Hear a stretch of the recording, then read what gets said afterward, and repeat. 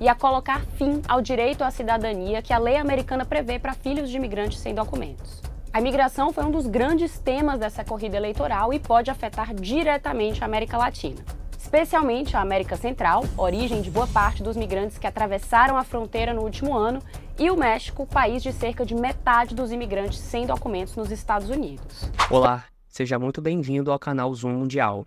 Aqui você acompanha as notícias mais importantes que estão acontecendo ao redor do mundo. Se você se interessa por esse conteúdo, já se inscreva no canal e ative o sininho das notificações para ficar por dentro de todos os vídeos. Agora, vamos direto para a notícia de hoje. Como uma nova presidência de Donald Trump vai impactar o mundo? O republicano disputou a Casa Branca com uma agenda bastante focada no protecionismo comercial, no fechamento das fronteiras do país à imigração e na priorização de um americanismo no lugar de um, entre aspas, globalismo.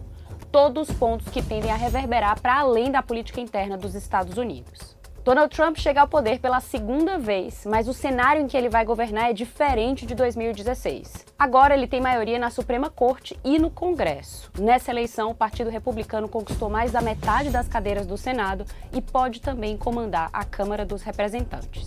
Eu sou Camila Veras Mota, da BBC News Brasil, e nesse vídeo detalho em 4 pontos o que o mundo pode esperar desse segundo mandato. Já adianto que esses são, claro, cenários. A dimensão do impacto da agenda Trump vai depender do que ele colocar de fato em prática e de como os países afetados vão reagir. Uma grande dúvida diz respeito à guerra na Ucrânia. Trump repetiu durante a campanha que colocaria fim ao conflito em 24 horas, mas nunca detalhou como. So we have a very good relationship, and I also have a very good relationship, as you know, with President Putin. And I think if we win, I think we're going to get it resolved very quickly. O que parte dos ucranianos teme é que essa intermediação signifique pressionar a Ucrânia a ceder parte de seu território para a Rússia. No governo Biden, os Estados Unidos enviaram 175 bilhões de dólares em ajuda militar para a campanha ucraniana contra a invasão russa. Não está claro se essa ajuda vai continuar. Uma possibilidade levantada por conselheiros de segurança do primeiro mandato de Trump é de que ele condicione a ajuda militar americana a que Kiev inicie negociações com Moscou. Outra pergunta é sobre as deportações em massa de imigrantes sem documentos. Trump prometeu dar início à maior operação de deportação da história dos Estados Unidos e a colocar fim ao direito à cidadania que a lei americana prevê para filhos de imigrantes sem documentos.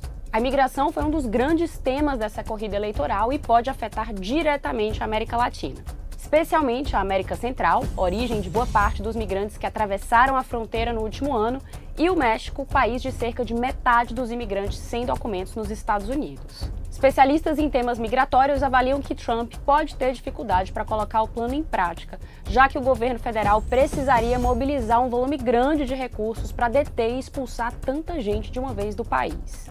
Analistas também afirmam que ele pode encontrar barreiras legais para implementar essa e outras medidas polêmicas envolvendo estrangeiros. Aconteceu no primeiro mandato, quando o judiciário inicialmente suspendeu o decreto que barrava a entrada de viajantes de algumas nacionalidades ao país. Trump disse, aliás, que ampliaria essa proposta em um segundo mandato, com restrições à viagem de pessoas vindo de países de maioria muçulmana. O que nos leva ao terceiro ponto, a política de Trump para Israel e para o Oriente Médio. Assim como em relação à Ucrânia, o republicano prometeu levar paz ao Oriente Médio, dando a entender que colocaria fim à guerra entre Israel e o Hamas em Gaza e ao conflito entre Israel e o Hezbollah no Líbano, mas também não detalhou como. Trump falou várias vezes que se estivesse no poder no lugar de Joe Biden, sua política de, abre aspas, máxima pressão sobre o Irã, que financia o Hamas, teria impedido que o grupo atacasse Israel. Em seu primeiro mandato, ele foi um defensor aberto de Israel, chamado pelo primeiro-ministro Benjamin Netanyahu de melhor amigo que o país já teve na Casa Branca. O governo Trump reconheceu Jerusalém como capital de Israel, indo na direção contrária de boa parte da comunidade internacional e chegou a transferir a embaixada dos Estados Unidos de Tel Aviv para lá. A decisão, que não foi revertida no governo Biden, quebrou décadas de tradição da diplomacia americana e foi vista pelos palestinos como tomada de partido na questão controvertida e antiga do status de Jerusalém. Tanto Israel quanto Palestina reivindicam a cidade como capital. O governo Trump também apoiou os assentamentos de colonos israelenses na Cisjordânia, que organizações como a ONU consideram ilegais. Agora, ele tem dito que Israel deve, entre aspas, terminar o que começou contra o Hamas em Gaza e que deve fazê-lo rapidamente, porque o país estaria, abre aspas, perdendo a guerra do ponto de vista das relações públicas. Outra questão é se o novo presidente vai tirar os Estados Unidos da OTAN, a maior e mais poderosa organização militar transnacional do mundo, liderada justamente pelo país. A OTAN foi criada depois da Segunda Guerra Mundial, durante a Guerra Fria, para se contrapor à União Soviética. E continua tendo relevância no xadrez geopolítico hoje. A Ucrânia tinha pedido para aderir ao grupo quando foi invadida pela Rússia em 2022. E Vladimir Putin constantemente se queixa de que a Rússia é alvo da aliança. Trump, em diversas ocasiões, manifestou contrariedade à OTAN, se queixando, por exemplo, de que os Estados Unidos contribuíam financeiramente mais do que outros membros. Ameaçou sair da organização quando era presidente, caso os demais países não cumprissem com o acordo de gastar 2% do PIB com defesa. Pelas regras do grupo, um ataque a qualquer país membro é considerado um ataque a todo o bloco. Em fevereiro, Trump disse que os Estados Unidos não protegeriam os países que não pagassem suas contribuições como membros e que a Rússia poderia fazer, abre aspas, o que quisesse com eles. Também se comprometeu durante a campanha a reavaliar fundamentalmente o propósito e a missão do grupo. As ameaças, na visão de alguns analistas, podem ser uma estratégia para pressionar os membros da aliança a aportarem mais recursos.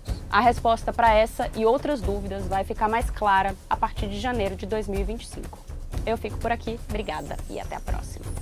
E você, o que acha disso? Deixa aqui nos comentários a sua opinião, é muito importante para mim e para o canal. E se você não for inscrito, eu já te convido a se inscrever no canal para acompanhar conteúdos iguais a esse. E se você gostou, curta o vídeo. Muito obrigado por ficar comigo até aqui e até o próximo vídeo.